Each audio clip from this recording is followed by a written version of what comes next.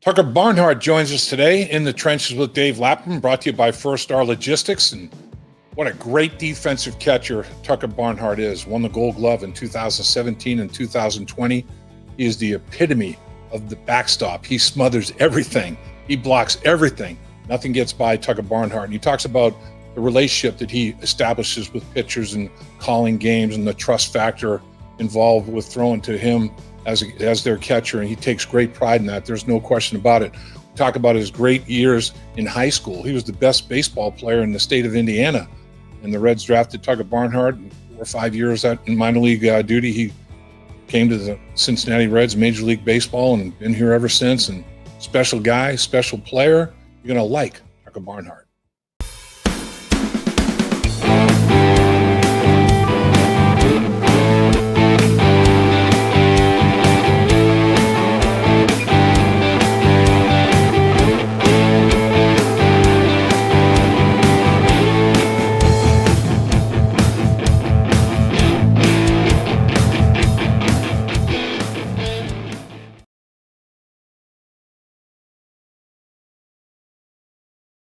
A lot of people ask me about the after effects of artificial turf when I played in the 1970s and 80s. And I can tell you that artificial turf has come a long way. Field turf, it's so much more padding, so much more cushion. There's the pile of the turf is so much better. AstroTurf back in the day, there were multi-use stadiums, for example, in Cincinnati, Pittsburgh, Atlanta, baseball and football. So baseball wanted a fast surface. When the ball hit the gap, they wanted it to go to the wall.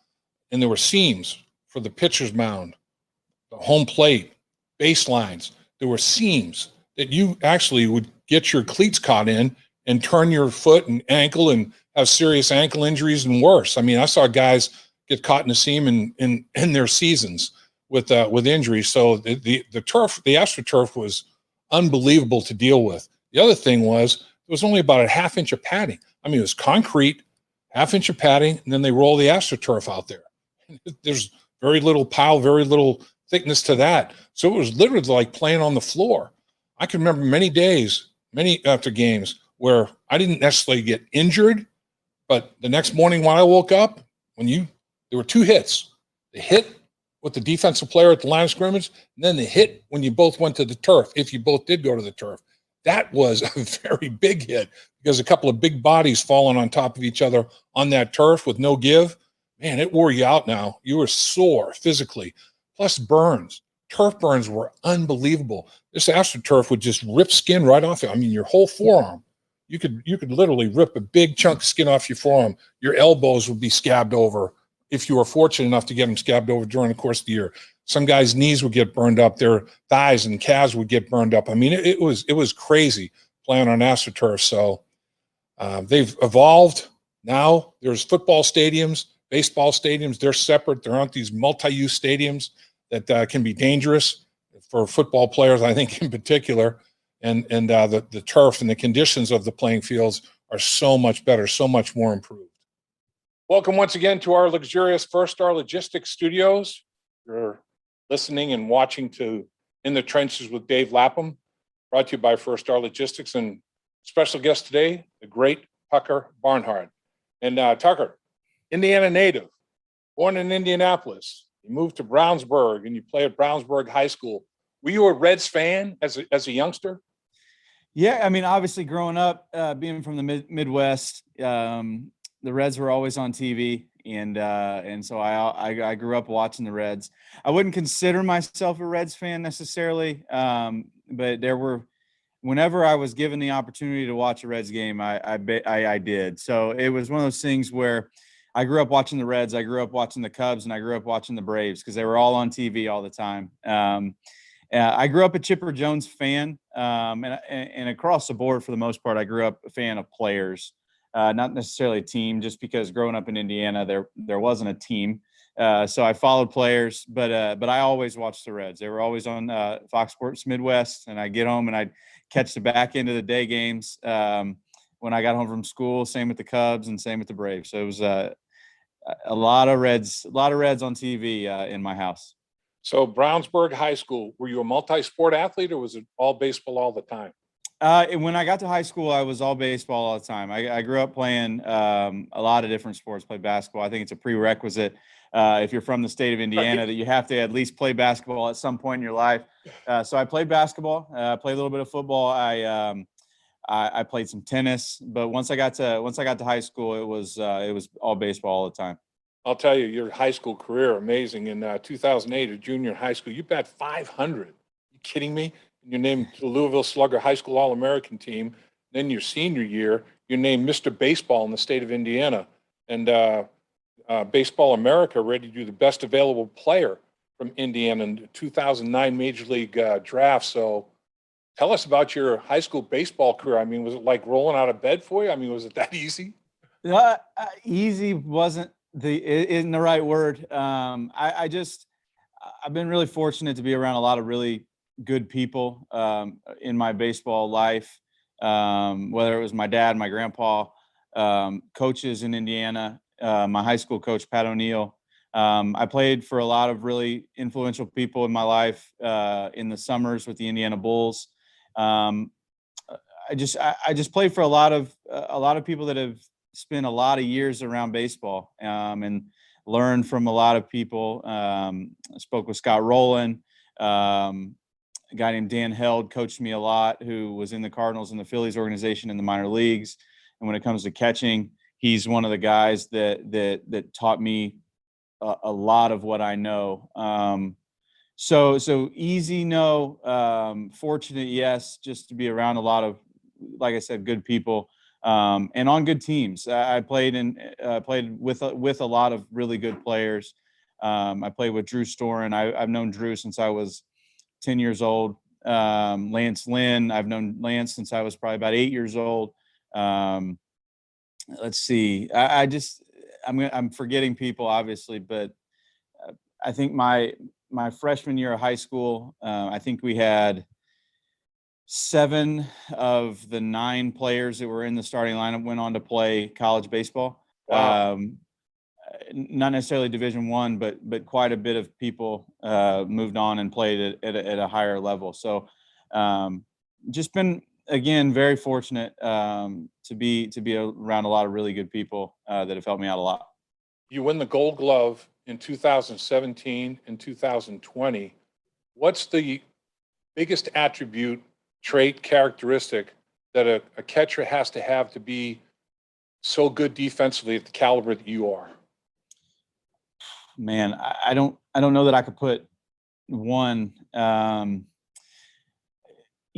me, I can only speak for myself about this, is like growth. I think is one of the things that I really point out to, because if you watch 2017, if you watch video of me in 2017 versus 2020 and now, I've kind of, in a way, I've transformed who I am as a catcher with the way that I catch. In years past, prior to 2019, the framing number, or like the framing statistics, weren't really something that I really paid attention to a lot of.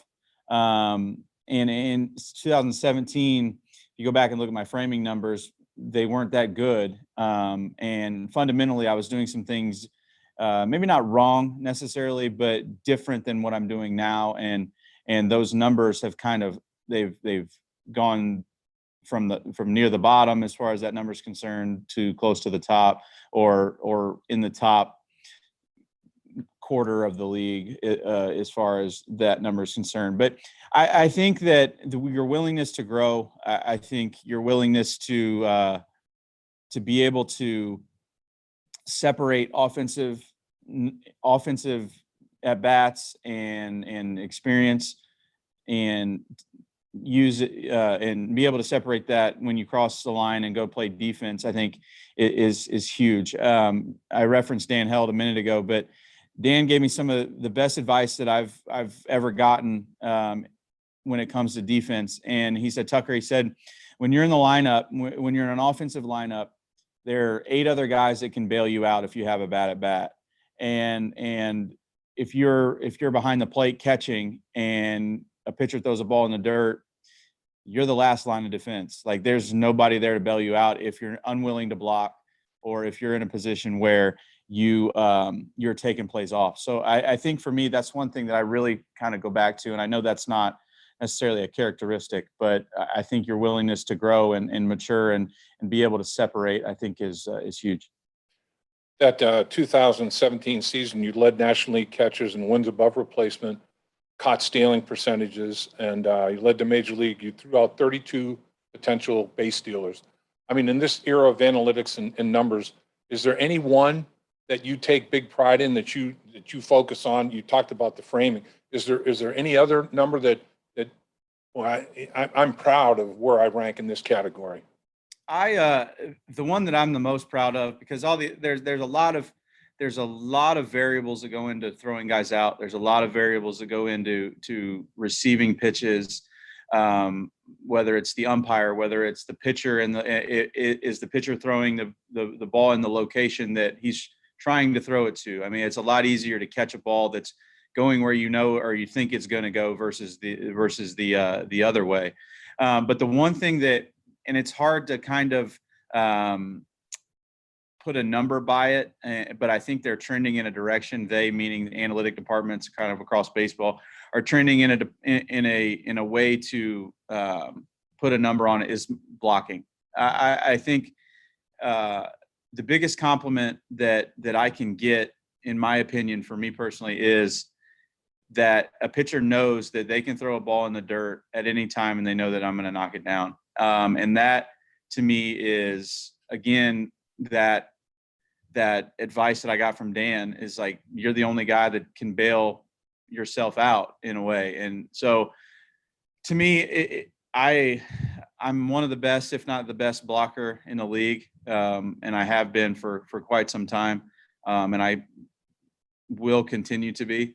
And it's a lot. It's just, I can go on and on about it, because I think that the game in the position itself is trending away from blocking. You see a lot of setup changes, stance changes, because everybody is so focused on receiving, and rightfully so. I mean, the position's name is catching. It's Right. Being a catcher. So to catch the ball, obviously you have to be good at it to do it.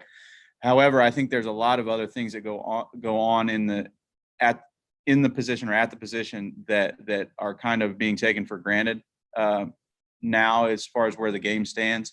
So I'll continue to be the best blocker in the league, and it's just something I've always been good at, and I always will aspire to be good at. Let's take you back to your first major league hit against the Brewers. Or no, your first major league hit was against the Mets. Dylan G. Yep. What was the pitch? Give me the circumstances. What are your memories? I'm sure you have vivid ones. Yeah, day game at Citi Field in New York against Dylan G. It was my first at bat of the day, I think, and I think he threw me. Pretty sure it was a changeup, and I hit a line drive to right field. And yeah, that's about it. It was actually, I got my first hit, and it was my first multi-hit game of my career too. And the more, not more memorable, but the one thing I remember most about that day is I hit it, and Daniel Murphy was playing second base, and I don't know if he thought I hit it a lot harder than I did the second hit, but he like overran it running backwards. And so it fell behind him, like almost in the infield, and it was another hit. So it's funny, those first you never forget them, no matter how many things you do, or for me, just as many games I play. Yeah, you went 2 for 4 that day, and then your first major league home run off the Brewers, Marco Estrada. Tell us about that first major league deep shot. Another changeup here Really? in Cincinnati. Yeah. I don't remember the count, but I do. I remember I hit it. I classify it as a Great American Ballpark homer, because I didn't really hit it very hard. But if you watch the video, it was a ball down. I kind of like almost one-handed it a little bit. And it hit it into the right field bullpen here in Cincinnati. So definitely another one I'll never forget. So what led to, you were a switch hitter. Yeah. What led to you abandoning the switch hitter and then strictly batting from the left side? What was the reason? Well, first and foremost, left hand is my natural side. I've been hitting left-handed my whole life. But it was one of those things where I've honestly been trying to stop switch hitting for a long time and gotten talking out of it, which is it was probably best for my career. And I'm speaking about in the minor leagues, trying to stop doing it. But I felt like every off season I would go into the off season and left-handed, again, being my natural side and getting so many more at bats against right-handed pitching, hitting left-handed, that whenever I would go into the off season hitting right-handed, it was like, okay, back to the drawing board. And it wasn't ever like, hey, let's build off of what you're doing. It's like, okay, let's tear this down and let's rebuild it. Let's go back next off season, go back to the drawing board, tear it down, let's rebuild it again. And it became so much of more stress on me as a player that I felt like I was kind of getting away from the strength of my offensive game, which is my left-handed hitting, because I was worried so much about hitting right-handed, when first of all, you don't get nearly as many at bats against left-handed pitching just because of sheer numbers. And I was letting it, I mentioned it earlier, it was creeping into my defense. And just being a catcher, and I'm taking nothing away from other positions on the field. It's just, there's so many things that go on as a catcher, calling the game, worrying about guys running, so many situations you have to think about, and then you have to hit too. Right. makes it a little difficult to maintain two swings, as well as defense as well. At First Star Logistics, we're a very strict company that really puts the pressure on our employees.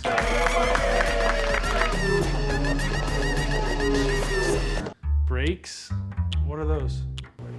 That's what I'm talking about, Icky. Get the body right, then the mind's right. You gotta get that body right. That's right. Yes, sir.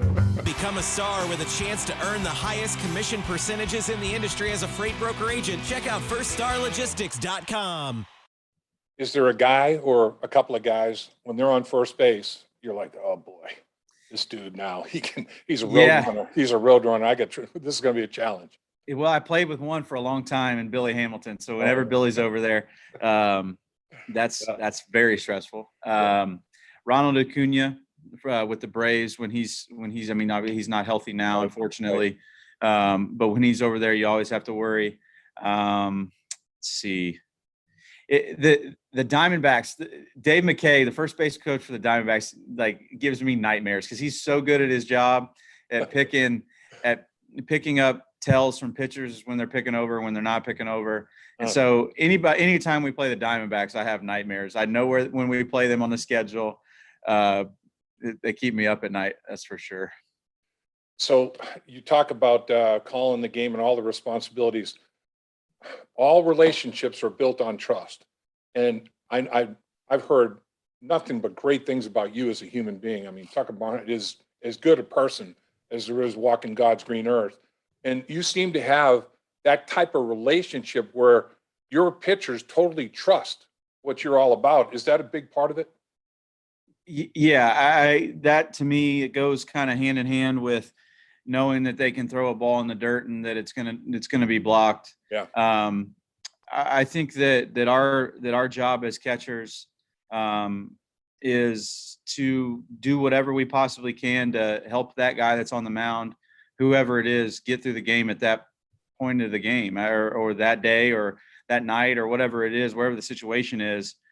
And I want every guy that I catch or that throws to me to know that I'm out there doing whatever I possibly can to help them do just that and get through the game and help our team win.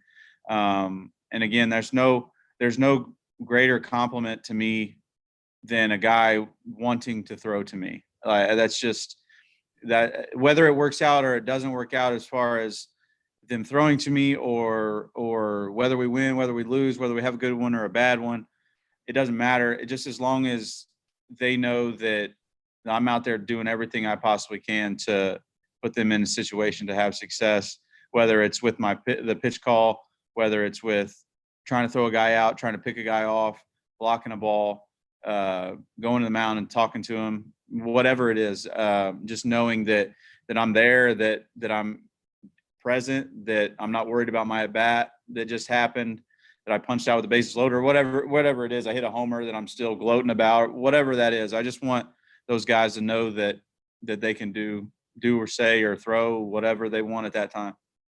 You go 9-2 as a team in the month of July before the All-Star break, and you catch Wade Miley's no-hitter, 17th in Reds history. That had to be a thrill. And in a lot of Reds fans' minds, you and Miley should have been in the All-Star game, and I'm one of those Reds fans that thought that you should have been in the All-Star game for sure.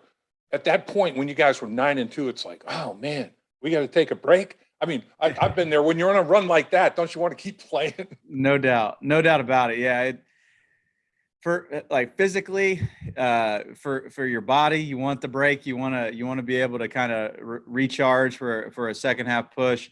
But with the way that we were playing, you didn't want to hit a pause button by any means. So just hopefully we can find that again. And I know we will. We're playing good ball across the board for the most part. So it's just one of those things that it sucked that it had to come at the time that it did to have to stop. Wish it could have been maybe a little bit earlier in June or something like that. But yeah, it wasn't fun, but we'll find it again for sure. Then the other thing, every team deals with injury, but you guys, it's crazy. I mean, it seems like a third of the 40-man roster is always dealing with some sort of an injury, and Cassiano's now down with his, and Lorenzen, comes back and yanks the hammy a little bit. I mean, it just seems like, man, one of those years where you just can't shake it. It's like a virus that's chasing you around, and it's next man up, right? That's the deal. No doubt about it. I think a lot of our guys are close. Obviously, Michael just went down with the hammy, and Nick that getting hit those are recent ones. But we've got Mike Moustakas coming back, Senzel's coming back, Lucas and TJ are on their way back. So we joke around, or I was joking at Stretch the other day that the cavalry was coming. So we're playing good. We've got guys coming back, and we just gotta just keep pushing. Obviously, this past weekend wasn't what we wanted, but it's one of those things that in 162 games, we trust the guys that we've got. And again, it's the next man up, and we have plenty of depth that I feel like we'll be in a situation we'll be able to keep us where we need to be until those guys get back. Final question, Tucker, and appreciate you carving time on a game day like this to visit. And you are a class act. There's no question about that. The culture in the clubhouse that David Bell, is trying to build. You're a big part of that. Everything I hear and read about or whatever with respect to the culture and the clubhouse environment is like off the charts positive. Is that what sustains you guys? I think so. I think that, I mean, all sports are the same. All pro sports are the same in a way. But with as long as our season is and as many games as we play, it's hard not to, but you can't get wrapped up in one game or one series because it'll kill you. I mean, we play 162 of these things for a reason, and it likely comes down to just a couple here or there. Obviously, I think history speaks for that, but we've created a culture of wanting everybody to be themselves and being able to stay positive and enjoy and embrace the grind or getting lost in the competition, or a lot of things that we talk, or a lot of, I would call them cliches that we say and that we talk about, because the one thing, like I play emotionally. I'm an emotional guy, and I've always been that way, and that's part of like what makes me tick.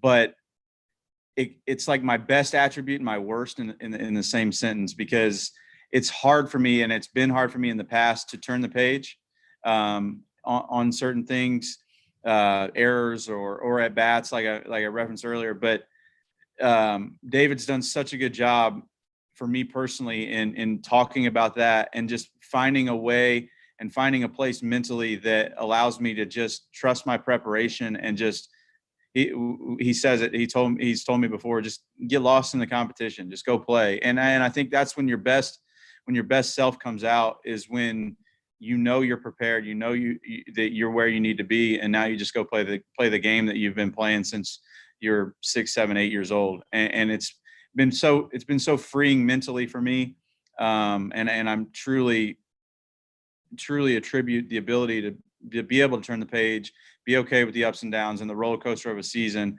to the success, or some of the success that I've had this season, because in years past, those slides or those slumps have lasted maybe longer than they should have, just because of not necessarily where I was physically, but where I was mentally. So I think the culture that we have in this locker room and in this building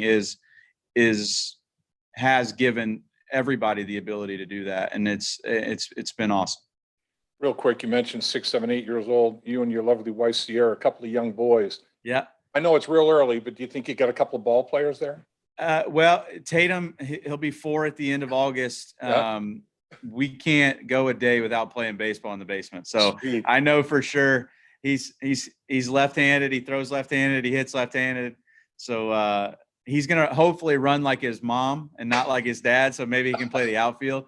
But I gotta believe that Benny's going to be doing the same thing. He'll be one actually in a week from today, Really? to be honest with you. So I gotta feel like he'll be doing the same thing. He's built like a catcher, though. He's built more like his dad, so he might be behind the plate. Well, that's awesome. They get a great dad who's a hell of a baseball player. Thank and you. even a better person. And thanks for your time, Tucker. Can't thank you enough. Sir. Of course. Thanks so much. Hope to talk to you again. Thank you. Stay healthy. Yes, thank you. Hi, Dave Lapham here. Have you heard about In the Trenches with Dave Lapham, presented by First Star Logistics? Catch new episodes from the world of sports and broadcasting. Search for In the Trenches with Dave Lapham on YouTube or wherever you get your podcasts.